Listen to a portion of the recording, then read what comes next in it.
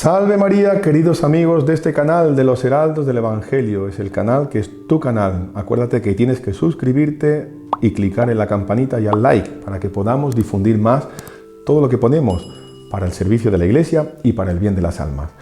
Y vamos a empezar esta serie de programas explicando sucintamente lo que son las principales liturgias de la Semana Santa. Hablaremos después del Triduo Pascual, como ese Triduo Pascual es una sola liturgia que comprende tres diferentes aspectos: Jueves Santo, Viernes Santo y Vigilia Pascual. Pero la Semana Santa podemos decir que empieza con la misa del Domingo de Ramos. Y la liturgia, fijaros bien, cuando nos da el primer toque de alerta, cuando nos da el título de esta ceremonia, de esta misa tan solemne, ya nos da la clave de lo que es esta liturgia. Dice así: Domingo de Pasión o Domingo de Ramos, o en algunos sitios pone Domingo de Ramos y Domingo de Pasión. Fijaros que hay dos, por así decir, ceremonias dentro de una misma liturgia, como que se divide en dos etapas.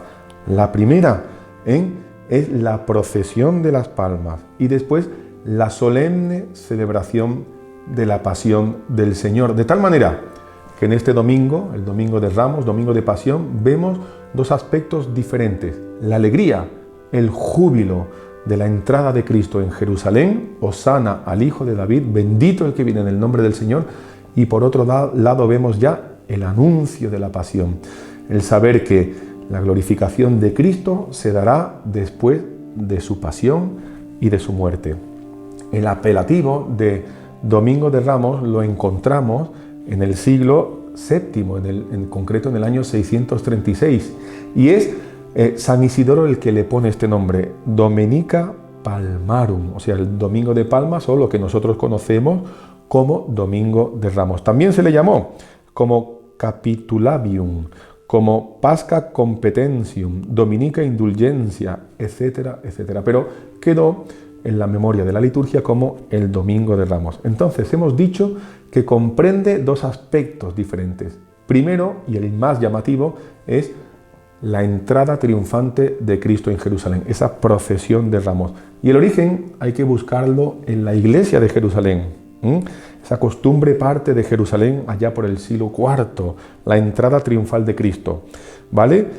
Precisamente el uso litúrgico hierosolimitano es el que después dará y traspasará las fronteras de la iglesia oriental hacia la iglesia occidental. Y como digo, es San Isidoro, ¿verdad?, el que nos da las primeras señales de esa liturgia, y se encuentran en España, en el Liber Ordinum Mozárabe o en el Misal de Bobbio. Entonces tenemos esos dos aspectos. El origen, ¿dónde hay que buscarlo? Fijaros, es la profecía de Zacarías en el capítulo 9, el versículo 9. Dice así: Alégrate con grande alegría, hija de Sión, salta de júbilo, hija de Jerusalén. Mira que viene a ti tu rey, justo y salvador, humilde, montado en un asno, en un pollino, hijo de asna. Es muy importante este detalle: montado en un asno, en un pollino, hijo de asna. Después nos dirá el evangelista que el Señor le manda que cojan al pollino que está con el asna, pero que el pollino no ha sido montado nunca. ¿Por qué? Lo vamos a ver. No va Jesús, él sale de Betania, Betfagé, y él va en dirección a Jerusalén. Y él no va a buscar la muerte, sino que él va a buscar el triunfo. ¿Por qué? Porque es necesario de que se cumpla el oráculo del profeta, de que Jesucristo sea reconocido y sea puesto en el lugar que le corresponde. ¿Cuál es? El lugar de rey. Él es rey, él para eso ha venido, él para eso ha nacido. Y fijaros, ya los santos padres, hablábamos del pollino y del asno, nos dan ya un dato muy interesante. Son dos pueblos. Dice así: el asna representa el pueblo judío sometido al yugo de la ley. El pollino, en el que según el Evangelio nadie nunca había montado, representa a la gentilidad, al pueblo gentil, a quien nadie había subyugado aún. Y es Cristo el que montará en ese pollino. La suerte de ambos pueblos se va a decidir en ese Domingo de Ramos. Aquellos que aceptan a Dios y aquellos que no quieren aceptar a Dios y que después lo llevarán a la crucifixión y muerte. Y esa primera parte es el cortejo triunfal en el cual Jesucristo llega a Jerusalén, la Jerusalén terrena, que es objeto y es símbolo de la Jerusalén celestial, y él entra con toda gloria, con toda pompa. Unos tiende sus vestidos, los aclaman con palmas y ramas de olivo. ¿Por qué? Porque eso es el símbolo de la realeza. Él pisa el manto, él atraviesa y no pisa el suelo, sino que pasa por encima, es el rey. Hosana, el grito de Hosana recorre toda la ciudad de Jerusalén. Hosana al hijo de David. Se le reconoce, sabemos que es la casa reinante de David la que por medio de la descendencia dará la venida del Salvador, la venida del Mesías. Y esa referencia nos viene introducida por San José, el patriarca que es de la casa de David. Lo que nos promete Jesús es el reino mesiánico, sobre todo ejerciendo el poder en los corazones. Fijaros que cuando Jesús entra es un vuelco en el corazón que se produce en todo el pueblo. Él había resucitado hace poco a Lázaro y eso nos hace que el pueblo se embelese con el Señor, entre en un éxtasis de admiración por el Señor. ¿Quién puede resucitar un muerto que lleva 3, 4 días y que ya huele mal? Solo Dios. Sin embargo, los escribas, los sumos sacerdotes, los fariseos traman entonces darle la muerte. Se da esa lucha, ¿vale? Fijaros que es muy interesante, porque en Jerusalén es donde primeramente a él se le llama como rey. ¿Quién? Los magos. Van a Jerusalén y le preguntan, ¿dónde está el rey de los judíos que ha nacido? Que venimos a adorarlo. Y son gentiles, ¿no? En esta segunda proclamación de él como rey, es el pueblo judío el que lo proclama. ¿Por qué? Porque él tiene que ser. Ambos acontecimientos tienen lugar en un mismo fin. ¿Cuál es? La ciudad de Jerusalén. Y es muy curioso también hacer notar que Cristo, para nacer, quiso la última ciudad, Belén de Efrata, la ciudad del pan. Como dicen después, ¿puede salir algo bueno de Belén? Sin embargo, para su triunfo como rey y para su triunfo en la pasión, o sea, para su muerte y de ahí la resurrección, él también quiere que sea Jerusalén, la capital, o sea, el centro neurálgico del pueblo judío. Hay que reconocer a Jesucristo como rey, el primero por parte de los gentiles, el segundo por parte de los judíos. Era preciso que Jesucristo recibiese ambos tributos. ¿Quién va a corroborar eso? Fijaros, la gentilidad también, Pilato. Pilato, cuando manda crucificar, manda poner un cartel, Jesús Nazareno, rey de los judíos. Los judíos dicen que eso no puede ser, di que él se ha dicho rey de los judíos. Y Pilato dice aquella famosa frase, lo escrito, escrito está, scripsi, scripsi. De tal manera que Pilato reconoce de que él es rey. Los enemigos de Jesucristo no logran cambiar la realeza de nuestro Señor. Hay un dato que es también muy curioso.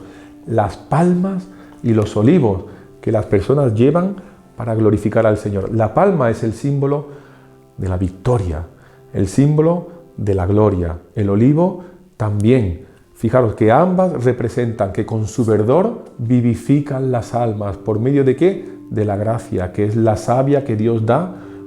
Podríamos asimilarlo a la savia de esas plantas para que estén siempre verdes y florezcan. La palma también es el signo del martirio, del holocausto, de la entrega. La palma es el signo de la misericordia y de la gloria, ¿verdad? Y el olivo representa también la misericordia. Fijaros que después del diluvio, la paloma en su pico trae un olivo. Y para curar las enfermedades y curar las heridas es con aceite que se ungen a los enfermos. De tal manera que son esos dos símbolos, la palma, la victoria, la gloria, y el olivo, la misericordia. Cuando en la procesión se comienza, la primera palma se le da ¿a quién? Al obispo o al que preside, que representa a Jesucristo nuestro Señor. Como decía, son dos triunfos, el triunfo de todas las turbas y el segundo triunfo es el triunfo de Cristo, que es la victoria por medio de la pasión y de la muerte. Una virtud que nos eleva al orden sobrenatural, que es la entrada de Cristo, la realeza de Él, y nos lleva a que nosotros busquemos lo que es verdadero y lo que es perdurable. Una vez entregada la palma al obispo, ya el pueblo se dirige hacia la iglesia mayor, hacia la catedral o hacia la parroquia, cantando salmas. Entonces el Pueri Hebreorum, ese magnífico canto gregoriano en el cual los niños hebreos, ¿no?, alzando sus voces, gritando de júbilo, después el pueblo canta Hosana al Hijo de David. Era señal de regocijo. Y todo esto tiene su origen también ¿en qué? En el libro del Levítico. Dios le había dicho: el primer día tomaréis gajos de frutales hermosos, ramos de palmeras, ramos de árboles frondosos y de sauces de la ribera, y os regocijaréis ante Yahvé vuestro Dios. ¿Para qué? Para testimoniar su entusiasmo por la llegada de Jesús ante los muros de la ciudad. Y fijaros bien que Jesucristo entra como rey, entra triunfante. Después esas palmas se secarán, ¿verdad que sí? Como Cristo morirá, pero siempre fructifica. Esas palmas y esos olivos, después la iglesia los guarda y los recoge para quemarlos. Y la ceniza que producen es lo que después te impondrán en el miércoles de ceniza, recordándote que en polvo eres y de polvo has de volver. Polvo eres y en polvo te convertirás. De tal manera que fijaros, el inicio de la Semana Santa es lo que después nos dará el inicio de la Cuaresma del año siguiente. Una vez llegada la procesión, como decimos, el sacerdote, después de haber bendecido los ramos y tal, que después cada uno os podéis llevar porque es un signo de protección y predilección, por eso se ponen las casas, para recibir y pedir la bendición de Dios, empieza lo que es propiamente la liturgia. Y la liturgia, fijaros, ya pasa al otro aspecto, que es la pasión del Señor. En ella ya se nos va a recordar que Cristo ha venido para morir por ti, para morir por mí, para morir por todos aquellos que Él quiere salvar. Entonces es Domingo de Ramos y Domingo de Pasión. Y todas las oraciones que vemos nos recuerdan el sacrificio de Cristo. Dice así la oración colecta: que hiciste que nuestro Salvador se encarnase y soportara la cruz, para que imitemos su ejemplo de humildad. La oración sobre las ofrendas: que por la pasión de tu unigénito se extienda sobre nosotros tu misericordia. El prefacio, el cual, siendo inocente, se dignó padecer por los impíos y ser condenado injustamente en lugar de los malhechores. Toda la liturgia nos habla de qué: del sufrimiento, de la entrega, de la muerte de Cristo por cada uno de nosotros. El Evangelio, si os fijáis bien, es diferente. Se lee la pasión de nuestro Señor Jesucristo. Y si os fijáis, no se dice lectura del Santo Evangelio según y se signa uno. No, es proclamación o lectura de la pasión de nuestro Señor. No se signa nada y comienza. Cuando es solemne la procesión, no hay incienso ni velas. ¿Por qué? Porque la pasión es tan elocuente que no necesita de ningún adorno. De tal manera que es Jesucristo el que habla por sí mismo y nos da a entender que solos podremos llegar a la resurrección después de que Cristo haya muerto y resucitado por nosotros. De tal manera que así, resumidamente, podemos entender un poco más lo que es la liturgia del Domingo de Ramos. Termino con un hecho muy curioso. Si os fijáis, el Domingo de Ramos Jesucristo viene de Betania, Bet-Jafé, y llega a Jerusalén. Y ahí es todo gloria, todo es júbilo. Pero, ¿dónde durmió Cristo? ¿Dónde pasó esa noche? ¿Os habéis preguntado eso alguna vez? ¿A que no? Pues muchos comentaristas, muchos exégetas, nos cuentan que Él volvió después a Betania porque no había lugar y nadie le hospedó en Jerusalén.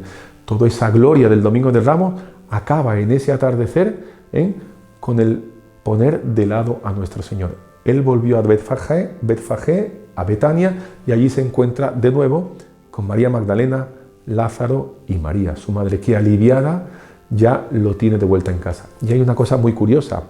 En muchos conventos, yo lo he visto y me lo han contado, de las carmelitas, el Domingo de Ramos, por la noche, ellas hacen su cena y dejan una mesa con viandas y con todo tipo de iguarías para la vuelta del Señor, porque sabe que en Jerusalén no lo van a recibir. Esa mesa se queda puesta, las hermanas comen, las monjas comen, y después toda esa comida se dará a los pobres. Pues termino aquí con un llamado. El Domingo de Ramos estamos en la gloria. Cristo es Rey, pero no nos olvidemos que la noche Él quiere pasar la noche en casa de alguien que le abra el corazón. Seamos nosotros esos buenos huéspedes como María, como Lázaro, como la Madre del Señor, como las carmelitas, que abren el corazón a Jesús y los recibimos para después poder disfrutar de la presencia, de la compañía de Él. Y el jueves, viernes y sábado santo veremos la tragedia de la pasión y la gloria de la resurrección. Que el Señor os bendiga y que esta Semana Santa sea de verdad una santa semana para gloria del Señor y para el beneficio de todas nuestras almas. No os olvidéis de inscribiros, de activar la campanita y de darle al like. ¡Salve María!